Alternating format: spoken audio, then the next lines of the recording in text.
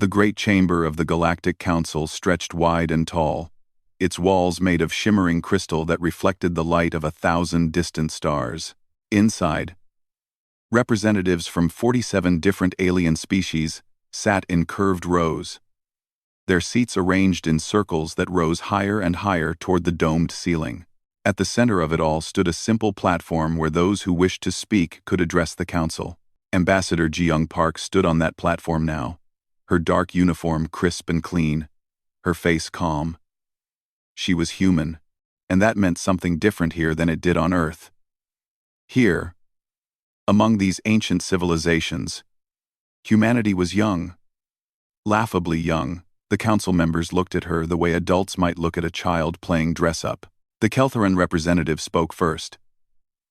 He was tall, nearly 3 meters, with blue-gray skin and 4 arms that he used to gesture dramatically. His voice boomed through the chamber.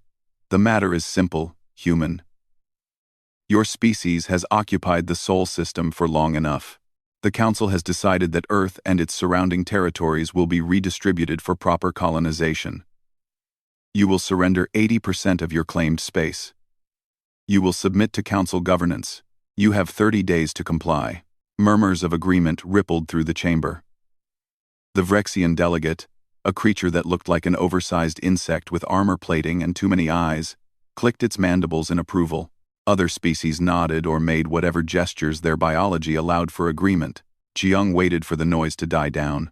She had practiced this moment 100 times on the journey here. She knew what they expected. They expected her to argue, to plead, to buy time. They expected fear. She gave them none of that. We decline, she said simply.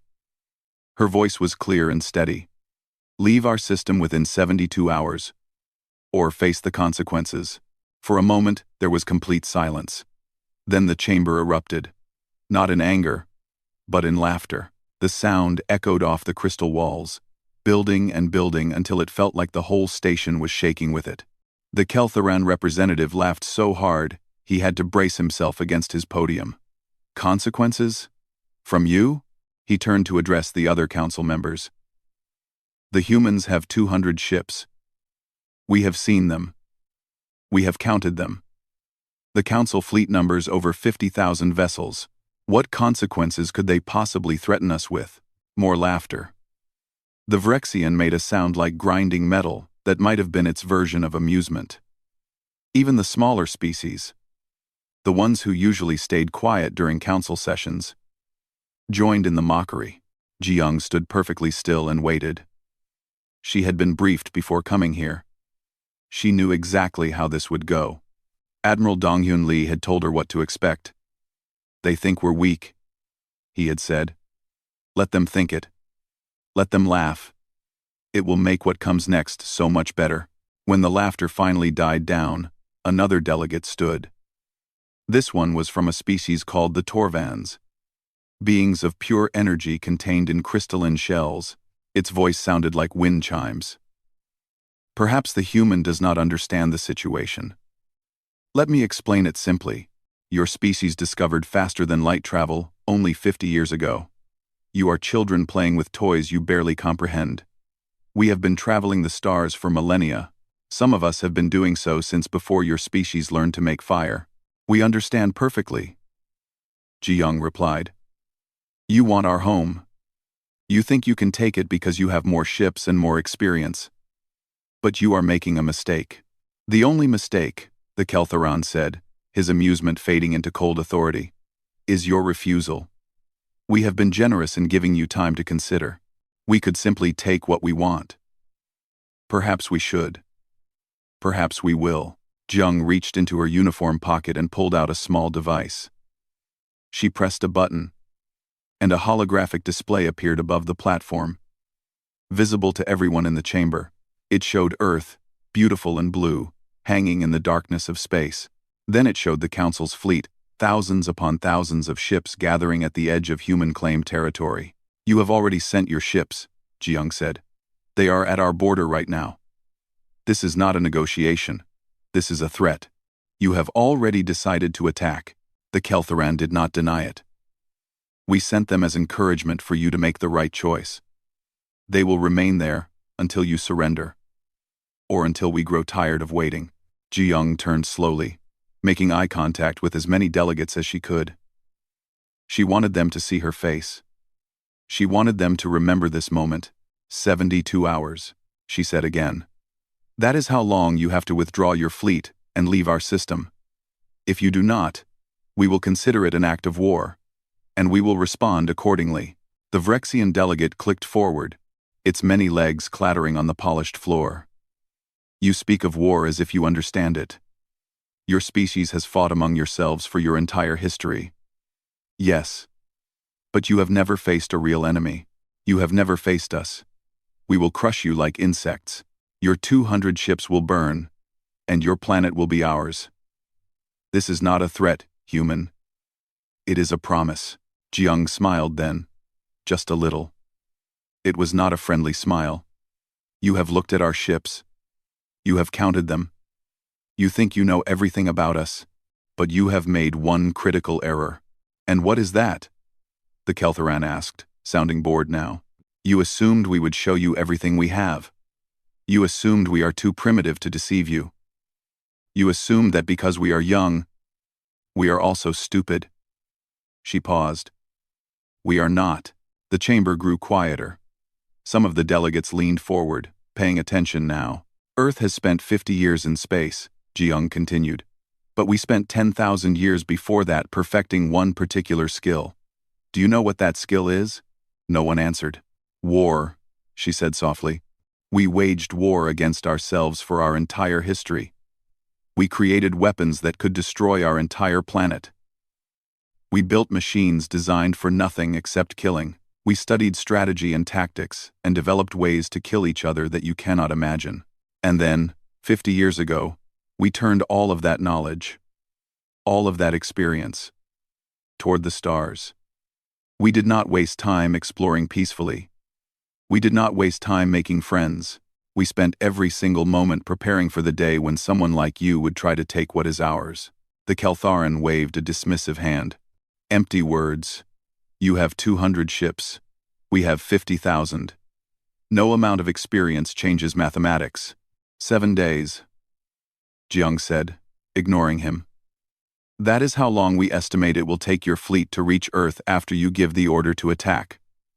So I will give you 7 days to reconsider. Withdraw your ships, leave our space, forget about Earth, or we will show you exactly what humanity has been preparing for these past 50 years. She turned and walked off the platform. Behind her, the laughter started again, but it sounded more nervous now. Some of the delegates were not laughing at all. As Ji-young left the chamber, she activated her communication device.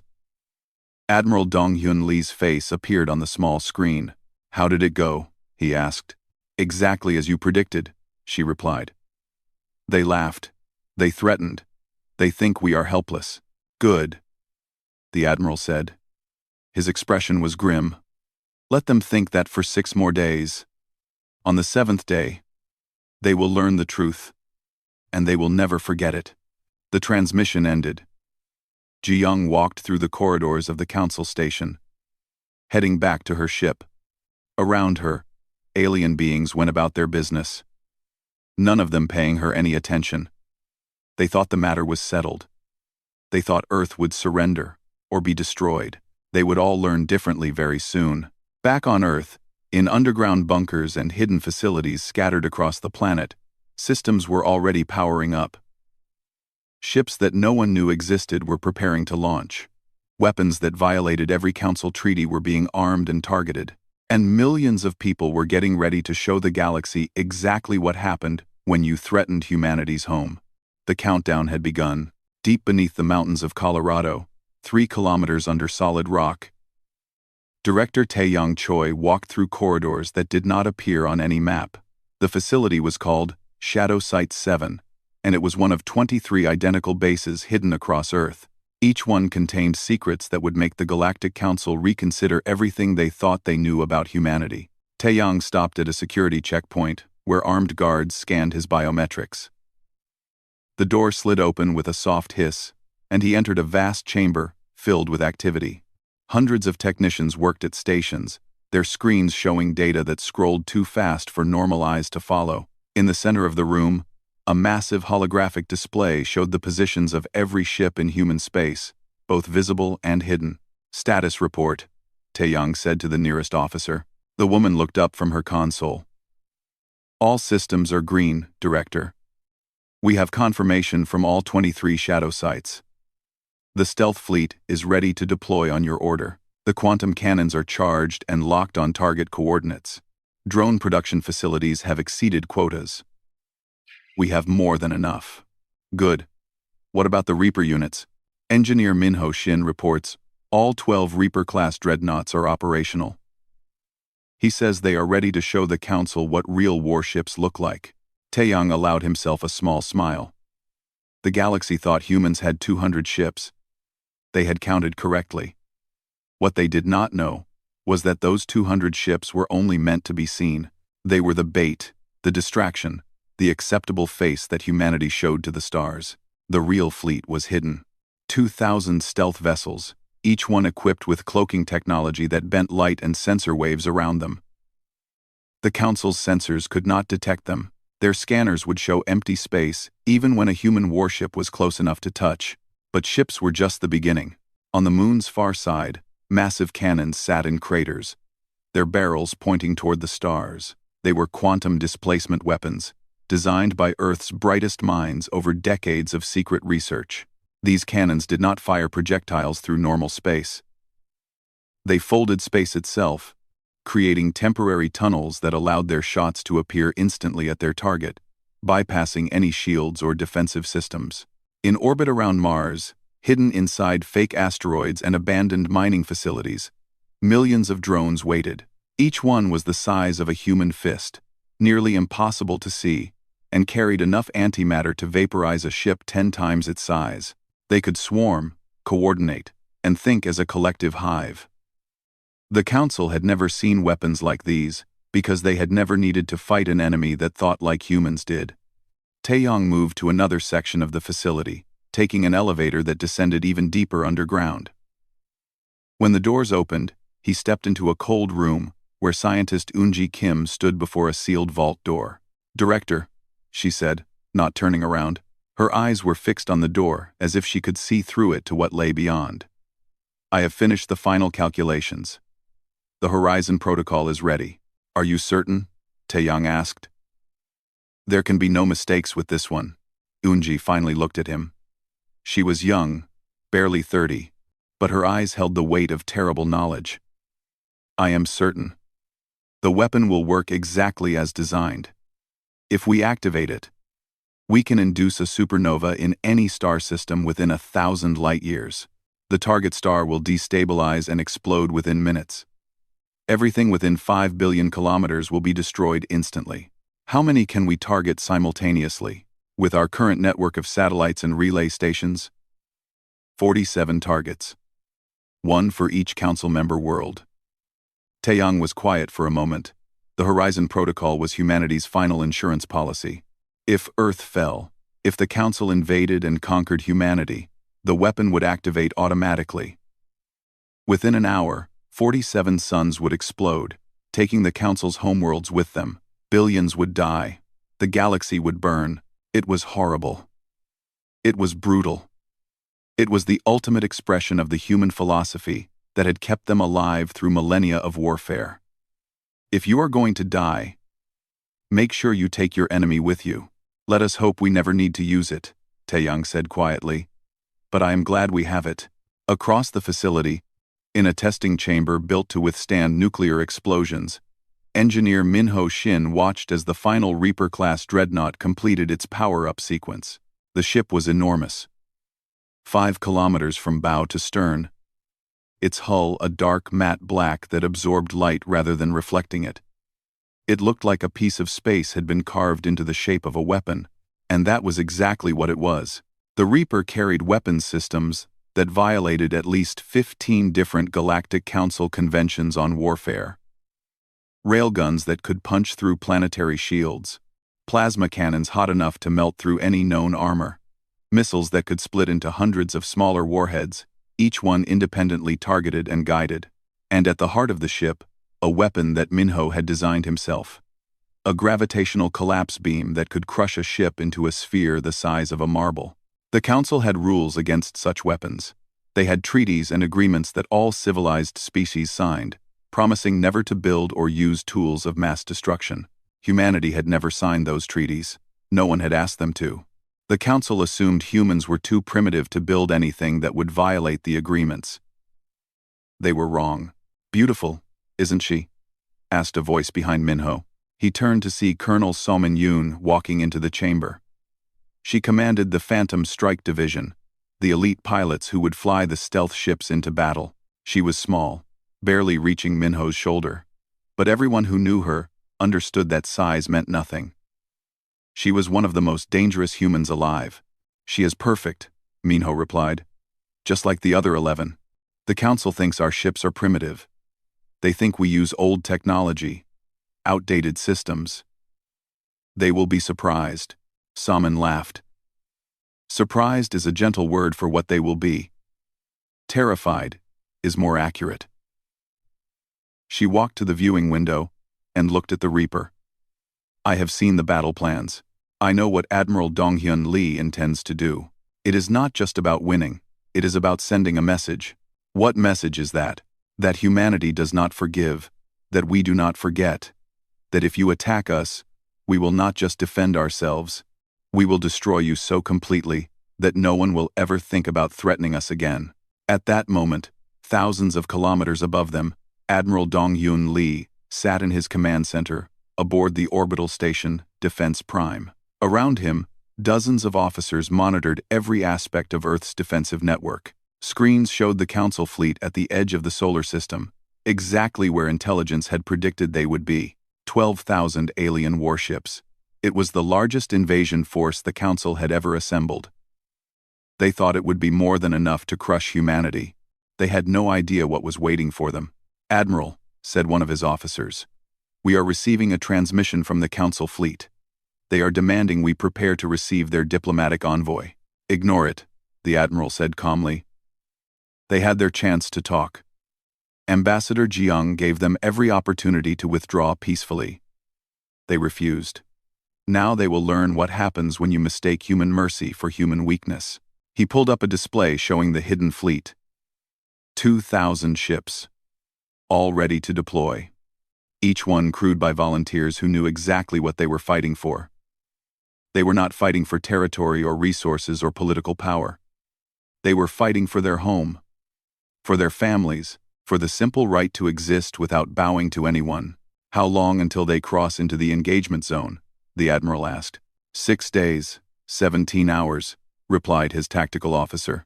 "Good. Begin moving our visible fleet into position. Let them think we are preparing for a desperate last stand. Let them think they have already won. And then, when they are close enough, when they are committed, and cannot retreat." End quote. He paused, looking at the holographic display of the solar system. "Then we show them what Earth really is. We show them that humanity did not climb to the top of the food chain on our planet by being weak. We show them that we are predators, and they have just become our prey." In bases and stations across Earth and its colonies, thousands of people prepared for war. Soldiers checked their weapons. Engineers ran final diagnostics on systems that had been built in secret over decades. Pilots climbed into cockpits of ships that officially did not exist. And deep in the Pacific Ocean, in a trench so deep that sunlight had never reached it, the final weapon powered on. It was called the Kraken Protocol. And it was something the Council could not have imagined, even in their worst nightmares. Earth was ready, the Council fleet was coming, and they had no idea what they were about to face. Captain Hyun-Woo Kang stood on the bridge of the EDS Defiance, watching the Council fleet approach on his displays.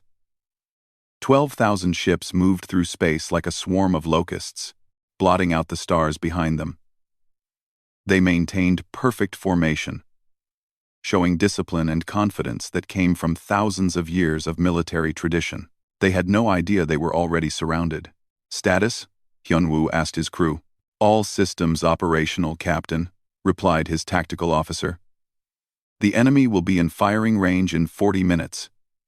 They are not attempting to hide their approach or use any tactical deception. They are coming straight at us. Why would they hide? Muttered the weapons officer. They think they have already won. Hyunwoo allowed himself a grim smile. Let them think that. Maintain our position near Mars' orbit. Make it look like we are preparing for a desperate defensive stand. All ships in the visible fleet are to hold formation and wait for my signal. Around him, 200 human ships held their positions. They were good ships, well armed and crewed by some of Earth's best personnel, but against 12,000 alien vessels, they looked hopelessly outmatched. That was the point. The Council fleet continued its advance. On the flagship of the alien armada, the Kelthoran warlord watched his displays with satisfaction. The humans had positioned their entire fleet exactly where his intelligence predicted they would. They were trying to defend their homeworld, clustering near Mars in a pathetic attempt to slow the inevitable. Shall we destroy them now, or offer them one final chance to surrender? Asked his second-in-command. Destroy them, the warlord said without hesitation. They had their chance. Now they will learn the price of defying the Council. The alien fleet opened fire at maximum range. Thousands of energy beams and missiles streaked across space toward the human formation. The warlord expected to see the primitive Earth ships vaporize instantly. Instead, their shields held. The human vessels scattered, breaking formation and diving in different directions. They returned fire, and to the warlord's surprise, their weapons were more effective than intelligence had suggested. 3 Council ships took critical damage, and 2 more lost their shields completely. Interesting, the warlord said. They have better technology than we thought. No matter. All ships. Advance and engage. Crush them. The 12,000 ships surged forward. The human vessels fell back, fighting desperately, but clearly losing ground. Within 10 minutes, 15 human ships had been destroyed. The humans were retreating toward Mars, using the planet's gravity well for cover. It was all going exactly as the Council expected. Then Admiral Donghyun Lee gave the order that changed everything. Execute Shadow Protocol. All stealth units, decloak, and engage. Across the battlefield, space itself seemed to tear open as 2,000 ships suddenly became visible. They had been there all along, hiding in perfect silence, waiting for the Council fleet to commit fully to the attack. Now they revealed themselves, appearing in the middle of the enemy formation, above it, below it, surrounding it completely. The Council ships had no time to react. The stealth fleet opened fire at point-blank range. Shields meant to stop attacks from a distance were useless when the enemy was already inside your defensive perimeter. Alien vessels exploded by the dozens, then by the hundreds. What is happening? The Kelthoran warlord shouted. Where did they come from? His tactical officer was frantically working his console. I don't know, sir. They just appeared. Our sensors show nothing, but they are right there. They must have cloaking technology we cannot detect. On Earth's moon, the quantum displacement cannons fired. Their shots did not travel through normal space. They simply appeared at their targets, bypassing every defensive system the Council ships possessed. One moment, a ship was intact. The next, a massive hole appeared in its hull as a projectile traveling at a significant fraction of light speed punched through it from the inside out. Impossible! Screamed the Vrexian battle commander aboard his ship. They are shooting through folded space. How do they have that technology? It took us 3,000 years to develop it. He never got an answer. A quantum round materialized inside his ship's reactor core. The resulting explosion destroyed not just his vessel, but 6 others nearby. Colonel Salmon Yoon led the Phantom Strike Division in a precision attack on the Council's command ships. Her pilots flew with a skill that came from growing up on a planet where humans had been flying combat aircraft for more than a century before they ever reached space. They wove through the battle, their small fighters too fast and too maneuverable for the larger alien vessels to track. Target the ship with the most communication traffic, Salmon ordered. That will be their flagship. Kill it, and their coordination will collapse. Her squadron converged on the Kelthoran warlord's massive dreadnought. The ship's point defense systems tried to stop them, but the human fighters danced between the shots. They fired missiles, each one guided by AI systems that could think and adapt faster than any organic mind. The missiles struck the flagship's engines, crippling it. The ship began to spin out of control, taking 3 other vessels with it as it tumbled through the formation. Then the drones arrived. Millions of tiny machines, each one barely visible, swarmed into the battle space. The Council sensors finally detected them, but by then it was far too late. The drones moved like a school of fish, coordinating perfectly, surrounding isolated ships, and detonating against their hulls. Each explosion was small, but millions of small explosions happening simultaneously could tear apart even the largest warship. A Council destroyer tried to flee, its engines burning at maximum power. The drones caught it anyway, covering the hull in a silver cloud. Then, they detonated all at once, and the ship simply ceased to exist. "Retreat!" the Kelthoran warlord finally ordered. "All ships, emergency withdrawal. Get us out of this system." But Admiral Dong-Hyun Lee had planned for that too. Hidden among the asteroids of the belt between Mars and Jupiter, more weapons activated. These were gravity wells, devices that distorted space-time itself, making faster-than-light travel impossible within their range. The Council ships could not jump to safety. They were trapped. The battle became a slaughter. The Council's numerical advantage meant nothing when they could not see half the enemy ships, when their shields could not stop weapons that bypassed normal space, when millions of drones swarmed them from all directions. Hyunwoo watched from the Defiance as a Kelthoran battlecruiser broke apart under concentrated fire from 3 stealth ships. Tactical. What is our casualty count? 23 ships destroyed, Captain. 17 more damaged but still operational. Enemy losses. The officer paused, checking the numbers again, as if he could not believe them. Enemy losses are catastrophic. 11,400 ships destroyed. The remaining vessels are attempting to surrender. "Do not accept their surrender," came Admiral Lee's voice over the command channel. "They came here to conquer us, to take our world. They showed no mercy, so they will receive none. Destroy them all. But let some escape. I want witnesses. I want them to tell the Council what happened here." 4 hours after the battle began, it was over. Of the 12,000 ships that had come to punish humanity, only 847 managed to flee back into deep space. The rest were debris, floating among the asteroids and moons of the solar system. Human losses: 23 ships destroyed, 17 damaged. Council losses: over 11,000 vessels and hundreds of thousands of lives. As the surviving Council ships ran for their lives, Admiral Dong-Hyun Lee broadcast a message on all frequencies, making sure every fleeing ship could hear him. "You came to our home. You threatened our people. You believed we were weak because we are young. You thought you could take what is ours without consequence." His voice was cold, empty of emotion. "You were wrong. This is your only warning. Return to the Council.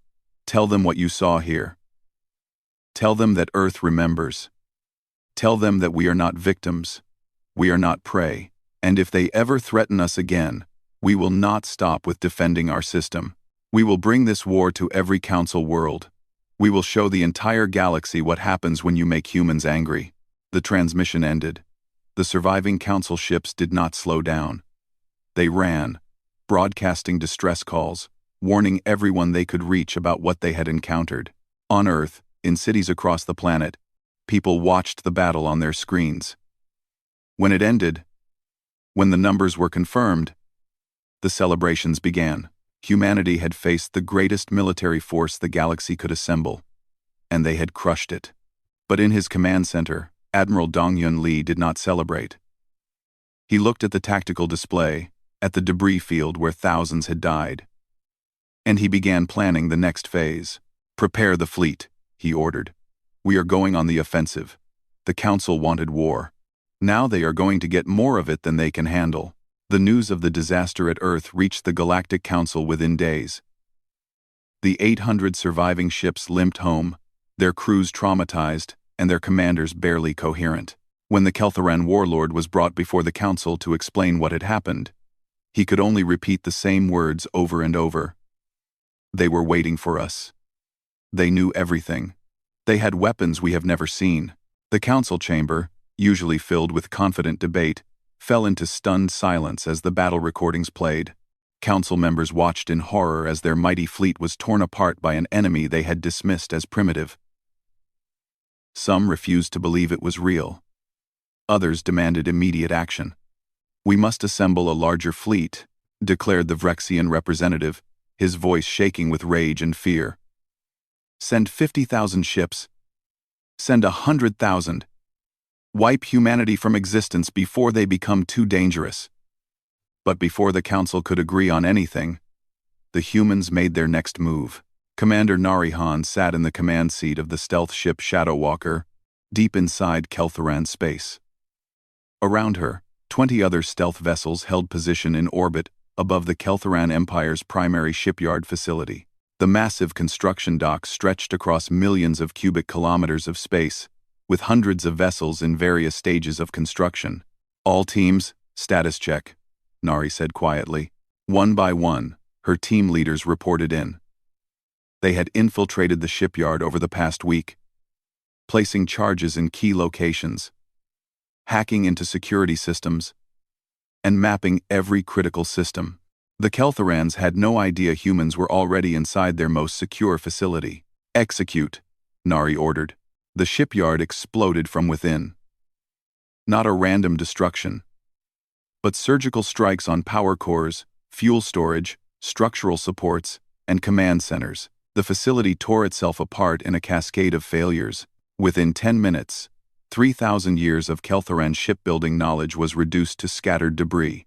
Before the Keltharans could even respond, Shadow Walker and its escort vessels vanished back into the depths of space. That same day, across the galaxy, 17 other human strike teams hit their targets simultaneously. Vrexian weapons foundries disappeared in brilliant flashes of antimatter annihilation. Council military stations were either captured or destroyed so completely that investigators could not even determine what had destroyed them. Critical communication hubs went dark as human hackers seized control of networks that the Council thought were impenetrable. Tactician Unisong coordinated the attacks from a hidden base in the Kuiper Belt. She sat before a holographic display that showed the entire galaxy, with markers indicating each strike team's position and objective. Years of studying human military history had taught her something the Council had never learned. Wars were not won by building the biggest fleet. They were won by destroying the enemy's ability to fight back. "Target Package 7 is complete," reported one team leader. "The Torvik manufacturing complex is offline. They will not be producing any ships for at least 2 years." "Confirmed," Una replied, marking the location in green on her display. "Proceed to secondary target." The Council tried to respond, but their response was chaos. The humans had studied them carefully, learning their command structures, their decision-making processes, their weaknesses. Every time the Council tried to coordinate a defense, the humans were already somewhere else, hitting a target the Council had not even thought to protect. And everywhere they went, the human teams stole data, technology specifications, ship designs, tactical doctrines, military deployment schedules. Within 2 weeks, humanity knew more about the Council's capabilities than most Council members knew themselves. Scientist Yoonji Kim led a team of researchers who worked around the clock analyzing the stolen information. What they discovered both amazed and disappointed them. "Their technology is advanced," Yoonji reported to Admiral Dongyun Lee during a secure communication.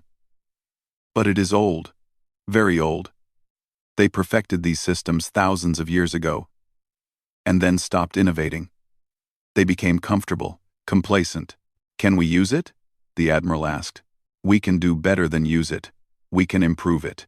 Give me 3 months, and I can upgrade our entire fleet with technology that will make theirs look like toys." She paused. "They have been ahead of us for so long that they forgot how to compete. We have been racing to catch up for 50 years. We have not forgotten how to innovate." The Admiral smiled grimly. "Do it. And make sure the Council knows we are using their own technology against them." As human forces continued their systematic dismantling of Council military infrastructure, something unexpected began to happen. The Council itself started to fracture. Smaller species, those who had been forced to join the Council or be destroyed, began to question why they were fighting humanity at all. The Keltharan Empire and the Vrexian Confederacy had led them into this disaster, and now their military forces were being crushed, while the Keltharans and Vrexians hid behind their homeworld defenses. Then Director Taeyang Choi released the evidence his intelligence teams had gathered. It spread across the galactic network like wildfire. Detailed plans showing that the Council had never intended to simply colonize Earth's territory. They had planned to enslave humanity, to strip Earth of every resource, to use humans as a labor force for Council projects. The revelation shocked the galaxy. Even species loyal to the Council began to protest. This was not about territory or expansion. This had been a plan for genocide and enslavement. Public opinion turned against the Council leadership. Riots broke out on several worlds. 3 minor species withdrew from the Council entirely, declaring they wanted no part in the war against humanity. In the Council chamber, the Keltharan representative tried to maintain order. "We must stay united. The humans are trying to divide us. We can still defeat them if we work together." But no one was listening anymore. The Torvan delegate's crystalline form flickered with agitation. "You said they were primitive. You said this would be easy. Now our military is in ruins, our people are dying, and we discover you plan to commit atrocities. I will not follow your leadership any further." The Vrexian tried to argue. "If we do not stop the humans now, they will become unstoppable. They already control the narrative. They are turning the galaxy against us. Then perhaps we should not have attacked them," replied another delegate coldly. While the Council argued among themselves, Commander Nari Han led her team on their most daring mission yet. They infiltrated the Vrexian homeworld itself, bypassing defenses that had kept the planet secure for 8,000 years. They did not attack the population or destroy cities. Instead, they hacked into the planetary defense grid and sent a simple message that appeared on every screen across the planet. "This is a message from Earth. We could have destroyed your world today. We had the opportunity. We had the weapons. But we did not come here for conquest or destruction. We came here to prove a point. You cannot hide from us. Your defenses cannot stop us. If we wanted you dead, you would already be dead. Remember this mercy when you decide whether to continue this war." The message ended. Commander Nari's team escaped without firing a single shot. The psychological impact was devastating. If humans could penetrate the Vrexian homeworld, they could penetrate anywhere. No Council world was safe. No fleet could protect them. The war they had started could not be won. Admiral Dong-Yun Lee watched the reports coming in from across Council space. 30 days had passed since the battle at Earth. In that time, human forces had conducted over 200 successful operations. They had destroyed or captured enough military infrastructure to set the Council back decades. They had stolen technology and data. They had turned Council species against each other. And they had done it all with fewer casualties than the Council had suffered in the first battle. "Admiral," said his communication officer, "we are receiving a transmission from the Galactic Council. They are requesting a ceasefire and peace negotiations." The Admiral considered this for a moment. "Tell them we will consider their request, but make it clear that any negotiations will happen on our terms, at a location of our choosing, and with our demands on the table. They started this war. We will decide how it ends." As the message was sent, the Admiral looked at his tactical display one more time. Human ships now controlled key positions throughout Council space. Not occupying, just watching. Reminding the Council that Earth could strike anywhere, anytime. The galaxy had learned a hard lesson. Humanity was not prey. They were the hunters. And they had just shown everyone exactly what that meant. 6 months after the war began, Ambassador Ji-young Park walked into the Galactic Council chamber once again. But this time, everything was different. The seats that had been filled with confident, mocking delegates were now occupied by beings who looked exhausted and defeated. The crystal walls that had sparkled with reflected starlight now seemed dim and cold. The chamber itself had been rebuilt. Human weapons had destroyed the original structure during a demonstration of what Earth could do if negotiations failed. The new chamber was smaller, simpler, and designed with human input. It was a physical reminder that the galaxy had changed. Jiyoung took her place at the central platform. This time, no one laughed. No one whispered insults. They all watched her with a mixture of fear and desperate hope. Behind her stood Admiral Dong-Hyun Lee, wearing his full military uniform. He was not here to negotiate. He was here to remind everyone what would happen if negotiations failed. His presence alone was enough to make several delegates shift nervously in their seats. Director Taeyong Choi sat in the front row, his datapad ready. He had spent months preparing the terms that Earth would present. They were fair but firm, designed to ensure that what happened to humanity would never happen to anyone else. The Keltharan representative, no longer the proud warlord who had threatened Earth, spoke first. His voice was quiet, almost broken. Ambassador Park, the Galactic Council formally apologizes for the unprovoked attack on your system. We acknowledge that our actions were wrong. We are prepared to discuss terms for peace. Jiyoung nodded. The apology is noted. But words alone are not sufficient. Earth has prepared a list of conditions that must be met before we will agree to end hostilities. She activated a holographic display.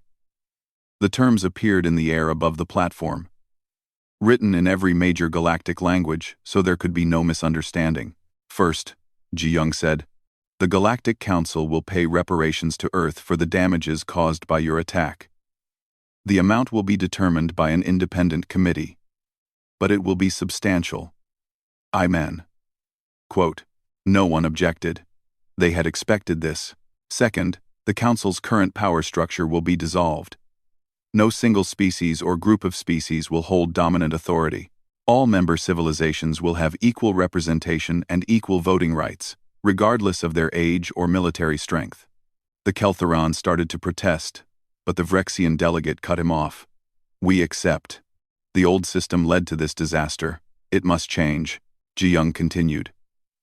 Third, the Council's policies of aggressive expansion and forced annexation are permanently banned. No civilization may be compelled to join the Council or surrender territory without their free consent. Any violations will be met with immediate action from Earth's military forces. A Torvan delegate raised a crystalline hand. You are saying that Earth will enforce these rules? You are placing yourselves above the Council? No, Jiyoung replied. Earth will be part of the Council, with a permanent seat and veto power over any military actions. We will not rule you, but we will prevent the Council from returning to its old ways. We will be the check on your power, just as you will be a check on ours. The delegates murmured among themselves. It was not what they had hoped for, but it was far better than they had feared. They had expected Earth to demand complete submission, to impose harsh occupation, to take revenge for the attack.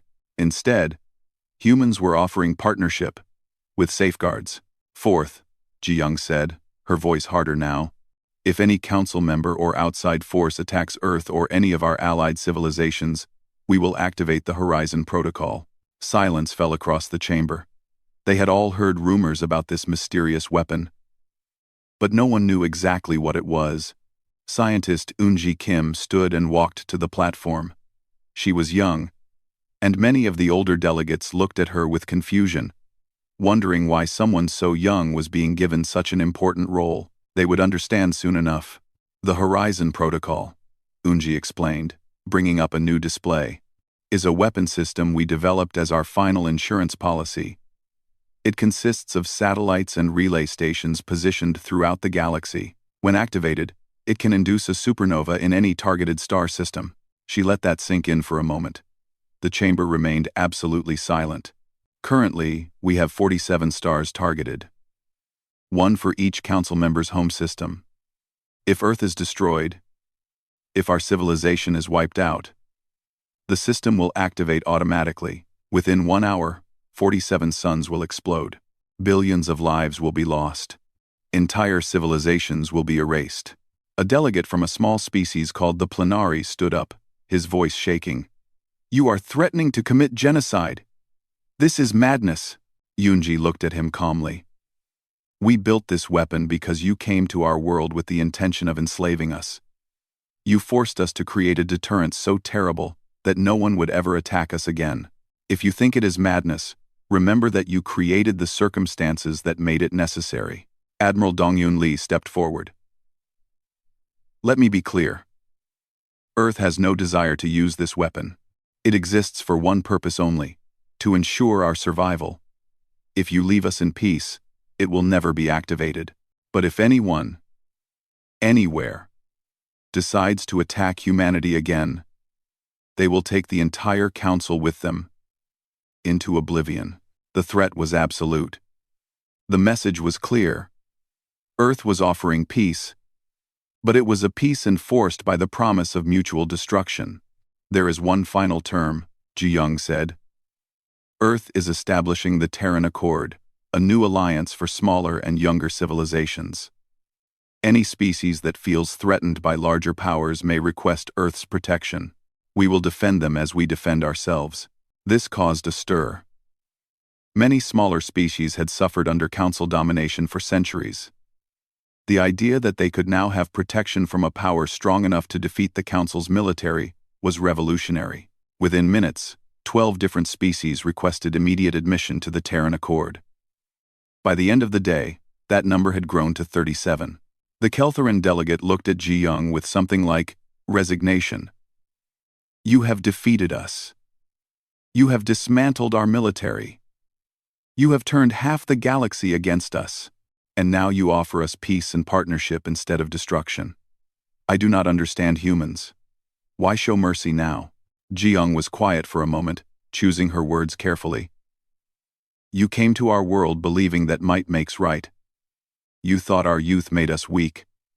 But you forgot something important about humanity. Yes, we are good at war. Yes, we can be ruthless when necessary. But we are also good at building, at cooperating, at creating order from chaos. She gestured to the chamber around them. We spent 10,000 years fighting among ourselves on Earth. We built weapons that could destroy our own planet. We perfected the art of killing each other. But we also learned something from all that violence. We learned that endless war serves no one. We learned that after you win, you have to build something better than what came before. Admiral Dongyun Lee nodded. You attacked us, so we destroyed your military. That was war. But now the war is over. Now comes the harder part. Building a galaxy where no one needs to fear attack. Where young civilizations are not enslaved. Where strength is used to protect, rather than conquer. Director Taeyang Choi stood. The Terran Accord will have 3 primary rules. First, members may not attack each other. Second, members must come to each other's defense if attacked by outside forces. Third, no member may engage in slavery, genocide, or forced annexation. These are not negotiable. The vote took less than an hour. The Galactic Council accepted Earth's terms unanimously. They had no choice. But more than that, many of them realized that the terms were fair. Earth was not asking for tribute or territory. They were not demanding submission. They were simply ensuring that the galaxy would be safer for everyone. As the session ended, the Vrexian delegate approached Ji Young privately. I must know. If we had withdrawn when you first warned us, would this war have happened? No, Ji Young replied simply. We gave you every opportunity to leave peacefully. We did not want this war. We never wanted it. Then why did you prepare so thoroughly for it? Ji Young smiled sadly. Because we are human. We hope for peace. But we prepare for war. We trust in diplomacy. But we build weapons just in case. It is what kept us alive on our own planet. And it is what will keep us alive out here among the stars. In the months that followed, the galaxy began to transform. The old council structures were dismantled and replaced with more democratic systems. Earth's technology, freely shared with Terran Accord members, began to spread. Species that had been oppressed for millennia found themselves with rights and protections they had never dreamed of. Human ships patrolled trade routes, protecting merchant vessels from pirates. Human engineers helped rebuild damaged infrastructure on worlds that had suffered in the war. Human teachers shared knowledge freely, asking nothing in return except that it be used for peaceful purposes. The Reaper-class dreadnoughts, the stealth fleets, the quantum cannons, all remained ready. The Horizon Protocol continued to target the Council homeworlds. Earth had not forgotten the lessons of the war. They would protect peace, but they would do so from a position of strength. 1 year after the war ended, Captain Hyun-Woo Kang stood on the bridge of the Defiance, now assigned to patrol the outer territories. A distress call came in from a small colony that was being attacked by raiders. "Set course," Hyun-Woo ordered. "Maximum speed. Let us show these raiders what happens when you threaten people under Earth's protection." The Defiance jumped to faster-than-light speed, racing to help people who had no connection to humanity except their need for protection. On Earth, in a quiet office in Geneva, Ji-young Park looked at reports from across the galaxy. The Terran Accord now had 83 member species. Trade was flourishing. Scientific cooperation was producing breakthroughs that benefited everyone. The galaxy was not perfect, but it was better than it had been. She thought back to that day in the council chamber when they had laughed at her warning. They had learned the hard way that humanity should not be underestimated. But more importantly, they had learned that humanity could be more than warriors. They could be protectors, builders, and partners. Earth had been attacked. Earth had retaliated with ruthless efficiency. But then Earth had done something the Council never expected. They had shown mercy. They had offered partnership. They had used their strength not to conquer, but to create a better galaxy for everyone. The Galactic Council had been left speechless by Earth's military might. But in the end, they were even more shocked by humanity's compassion. And that, more than any weapon, was what changed the galaxy forever.